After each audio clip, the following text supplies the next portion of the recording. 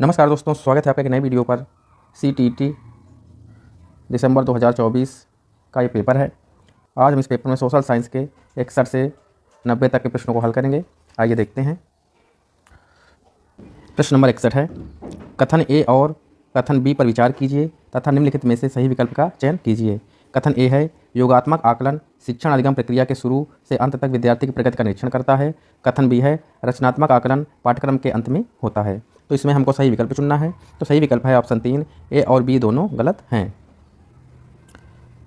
प्रश्न नंबर 62 है, निम्नलिखित में से कौन से प्रश्न आलोचनात्मक चिंतन को बढ़ावा देते हैं। तो इस प्रश्न का सही उत्तर है, वे विभिन्न तरीके क्या हैं जिनके द्वारा सरकार सभी को स्वास्थ्य सेवाएं प्रदान करने हेतु कदम उठा सकती है, चर्चा कीजिए। और है कि अमेजन की तुलना में गंगा नदी में प्रदूषण मानव जीवन को व्यापक रूप से प्रभावित करेगा, कथन की जांच कीजिए। तो इस प्रश्न का सही उत्तर है ऑप्शन 2। प्रश्न नंबर 63 है, खेतिहर मजदूरों को दी जाने वाली कम मजदूरी के कारण का चुनाव करें। तो सही उत्तर है ऑप्शन 3, वे एक नियमित काम के लिए भूमि मालिकों पर निर्भर होते हैं। प्रश्न नंबर 64 है, छात्रों के लिए सामाजिक विज्ञान पाठ्यक्रम के गतिविधियों को और अधिक आकर्षक बनाया जा सकता है। तो इस प्रश्न का सही उत्तर है ऑप्शन 2, प्रौद्योगिकी और मल्टीमीडिया संसाधनों को शामिल करने से। प्रश्न नंबर 65 है, निम्न का मिलान करें और सही विकल्प का चुनाव करें। हम स्तंभ ए और स्तंभ बी का मिलान करेंगे। तो ए विवरण चार्ट है ऐतिहासिक विकास, संबंध चार्ट है कार्य कारण संबंधों को दर्शाता है, फ्लो चार्ट एक प्रक्रिया के चरण है, सारणीकरण चार्ट तालिका के रूप में डेटा है। सही उत्तर है ऑप्शन 2। प्रश्न नंबर 66 है, न्यायपालिका की स्वतंत्रता दर्शाती है। तो न्यायपालिका की स्वतंत्रता विधायिका और कार्यपालिका न्यायपालिका के काम में हस्तक्षेप नहीं कर सकती है। सही उत्तर है ऑप्शन 2। प्रश्न नंबर 67 है, सामाजिक विज्ञान की प्रकृति के संबंध में निम्न में से कौन सा कथन सत्य है। सामाजिक विज्ञान एक गत्यात्मक विषय है जो वाद विवाद और परिचर्चा को उत्पन्न करता है, यह कथन सही है। और सामाजिक विज्ञान मुख्य रूप से अंतर विषयी है जिसका केंद्र बिंदु खोज और उपयोग है, यह कथन सही है। तो सही उत्तर है ऑप्शन 2, केवल ए और सी। प्रश्न नंबर 68 है, शिक्षक द्वारा सामाजिक विज्ञान के प्रश्न पत्र में 60% भार खुली राय वाले प्रश्नों को दिया जाता है। इस नीति के माध्यम से शिक्षक छात्रों के किस कौशल को जांचना चाहते हैं, यह जांचना चाहता है। तो तार्किक चिंतन और सृजनात्मक कौशल को, अनुप्रयोग एवं प्रस्तुतिकरण कौशल को। तो सही उत्तर है ऑप्शन 3, केवल सी और डी। प्रश्न नंबर 69 है, निम्नलिखित में से किस पक्ष का शिक्षा का अधिकार अधिनियम 2009 में मूल्यांकन कार्य विधियों के भाग के रूप में विचार किया गया। तो इस प्रश्न का सही उत्तर है भारतीय संविधान में प्रतिष्ठापित मूल्यों का अनुमोदन करना। और अगला है विद्यार्थियों की शारीरिक क्षमताओं को पूर्ण सीमा तक विकास करना। सही उत्तर है ऑप्शन 1, केवल ए और सी। प्रश्न नंबर 70 है, कथन ए और बी को पढ़िए तथा उपयुक्त विकल्प का चयन कीजिए। कथन ए है, लोकतांत्रिक समाज के सिद्धांतों की समकालीन चुनौतियां हैं, जैसे कि व्यक्तिगत अधिकार और सामाजिक उत्तरदायित्वों के बीच विवाद। कथन बी है, सामाजिक विज्ञान कक्षा के भीतर लोकतंत्र की समस्याओं के अध्ययन में विद्यार्थियों को संलग्न रखने के लिए विवाद समाधान उपागम का प्रयोग किया जा सकता है। तो इस प्रश्न का सही उत्तर है 2, कथन ए और बी दोनों सही हैं। प्रश्न नंबर 71 है, भारतीय संविधान निर्धारित करता है बुनियादी कानून या नियम जिनका पालन सभी को करना होता है। सही उत्तर है ऑप्शन 3। प्रश्न नंबर 72 है, भारत में पंचायती राज संस्थानों की स्थापना करने का उद्देश्य ...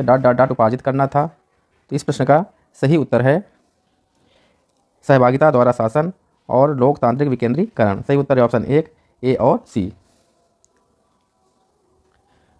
प्रश्न नंबर 73 है,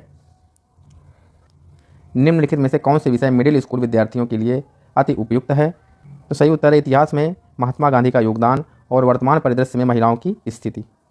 सही उत्तर है ऑप्शन 2, केवल ए और सी दोनों सही हैं। प्रश्न नंबर 74 है, एक सामाजिक विज्ञान शिक्षक विद्यार्थियों में किस प्रकार सामाजिक मूल्यों को विकसित कर सकता है। तो इस प्रश्न का सही उत्तर है अनुशासन के भाव का विकास करके, स्कूल कक्षा में उपयुक्त रूप से व्यवहार करके और कक्षा स्कूल परिवेश में उपयुक्त लोकतांत्रिक मूल्यों का पालन करके। सही उत्तर है ऑप्शन 4, केवल फर्स्ट, सेकंड और फोर्थ। प्रश्न नंबर 75 है, निम्नलिखित में से कौन सी शिक्षण विधियां सामाजिक विज्ञान में आ रही चुनौतियों से पार पाने निपटने हेतु उपयुक्त हैं। विशिष्ट से सामान्य तक, ज्ञात से अज्ञात तक और विश्लेषण से संश्लेषण तक, ये 3 विधियां हैं जो चुनौतियों को पार पाने में उपयुक्त हैं। सही उत्तर है ऑप्शन 4 ए, सी और डी।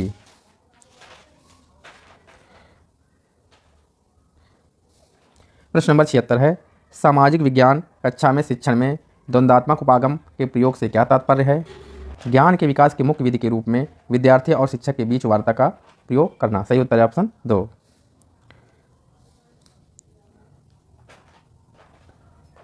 प्रश्न नंबर 77 है, कक्षा में शिक्षक द्वारा पूछे गए निम्न में से कौन से प्रश्न अन्वेषणात्मक और आलोचनात्मक प्रश्न की श्रेणी में आते हैं? तो इस प्रश्न का सही उत्तर है, क्या सूर्य एक तारा है, क्यों? और अगला है, उत्तरी मैदान में अधिक जनसंख्या निवास क्यों करती है? तो सही उत्तर है ऑप्शन 2 बी और सी इज राइट। प्रश्न नंबर 78 है, छोटी कार्यशालाएं और कारखाने अनियमित श्रमिकों को रोजगार देने में तरजीह देते हैं क्योंकि क्योंकि उन्हें बिना किसी पूर्व नोटिस के नौकरी से निकाला जा सकता है और उन्हें न्यूनतम संभावित वेतन दिया जा सकता है। तो सही उत्तर है ऑप्शन 3 बी और डी। प्रश्न नंबर 79 है, नेल्सन मंडेला ने कैद के 28 वर्ष हजारों अश्वेत लोगों के साथ बिताए। तो इस प्रश्न का सही उत्तर है, रंग भेद का विरोध करने और अलगाव की नीतियों के खिलाफ संघर्ष करने के लिए। सही उत्तर है ऑप्शन 2। प्रश्न नंबर 80 है, ग्राम सभा के बारे में निम्न में से कौन सा कथन गलत है? ग्राम सभा का सचिव एक निर्वाचित व्यक्ति होता है, यह कथन गलत है। प्रश्न नंबर 81 है, 19वीं शताब्दी के दौरान आधुनिक आदिवासी इतिहास में कौन सा धर्म एक बहुत ही महत्वपूर्ण धर्म के रूप में उभरा? इस प्रश्न का सही उत्तर है ऑप्शन 3 ईसाई धर्म। प्रश्न नंबर 82 है, निम्न कथनों ए तथा बी को पढ़िए। तो कथन ए है कि 1909 में बने गवर्नमेंट ऑफ इंडिया एक्ट ने कुछ हद तक भारत में निर्वाचित प्रतिनिधित्व की व्यवस्था को मंजूरी दी थी। कथन बी है, 1909 के गवर्नमेंट ऑफ इंडिया एक्ट द्वारा सभी वयस्कों को वोट डालने का अधिकार दिया गया है। तो इस प्रश्न का सही उत्तर है केवल ए सही है, ऑप्शन 2 इज राइट। प्रश्न नंबर 83 है, सामाजिक विज्ञान में समालोचनात्मक सोच महत्वपूर्ण है क्योंकि यह छात्रों को उच्च स्तरीय सोच के लिए तैयार करती है और यह समस्या समाधान करने की क्षमता को प्रोत्साहित करती है। तो सही उत्तर है ऑप्शन 1 केवल डी और ई इज राइट। प्रश्न नंबर 84 है, भारतीय राज्यों और केंद्र शासित प्रदेशों में निर्धनता की प्रवृत्तियों एवं उनके तुलनात्मक अध्ययन को समझाने हेतु सर्वोत्तम शिक्षण अधिगम प्रणाली कौन सी होगी? तो इस प्रश्न का सही उत्तर है ऑप्शन 4 द्वितीयक आंकड़ों का विश्लेषण करना।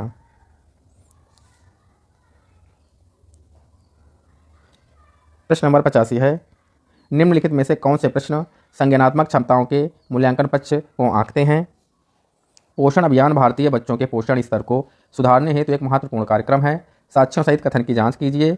और 2 शताब्दियों के भारत में औपनिवेशिक शासन ने भारत को अनिवार्य सामाजिक परिवर्तन की स्थिति में छोड़ दिया है। क्या आप इस कथन से सहमत हैं? व्याख्या कीजिए। तो सही उत्तर है ऑप्शन 2 कथन ए एवं बी दोनों सही हैं। प्रश्न नंबर 86 है, शिक्षिका अपनी कक्षा के बच्चों को 4 समूहों में विभाजित करके जल के स्रोतों के नाम लिखने को देती है और उसके बाद प्रत्येक समूह में जल के स्रोतों पर चर्चा कराती है। पाठ्य योजना के 5 ई उपागम के तहत निम्न में से वह कौन सा सबसे पहले प्रयास करेगी? तो इस प्रश्न का सही उत्तर है ऑप्शन 1 संलग्न करना। प्रश्न नंबर 87 है, एक शिक्षिका चाहती है कि छात्र ग्राम पंचायत जैसी सरकारी निकायों के कामकाज को समझे। निम्नलिखित में से कौन सा आंकड़े ग्रहण का स्रोत प्रत्यक्ष और प्रमाणिक जानकारी प्रदान करेगा? तो इस प्रश्न का सही उत्तर है ऑप्शन 3 अध्ययन यात्रा। प्रश्न नंबर 88 है, एक धारणा है कि विज्ञान के लिए एक तकनीक दिमाग की आवश्यकता होती है और लड़कियां तथा महिलाएं तकनीक चीज़ों से निपटने में सक्षम नहीं हैं। तो यह क्या दर्शाती है? रूढ़िबद्ध धारणा। प्रश्न नंबर 89 है, एक क्षेत्रीय भ्रमण के लिए विद्यार्थियों में किस कौशल को पहले विकसित करना चाहिए? तो सही उत्तर है ऑप्शन 3 अवलोकन कौशल को विकसित करना चाहिए। प्रश्न नंबर 90 है, रोहित ने पाया कि उसकी कक्षा के कुछ बच्चे मानचित्र पर अक्षांश व देशांतर रेखाओं की स्थिति को स्पष्ट नहीं कर पाते हैं। बच्चों को इसमें सक्षम बनाने में मदद करने के लिए रोहित को क्या करना चाहिए? तो रोहित को क्रियात्मक अनुसंधान करना चाहिए। सही उत्तर है ऑप्शन 4।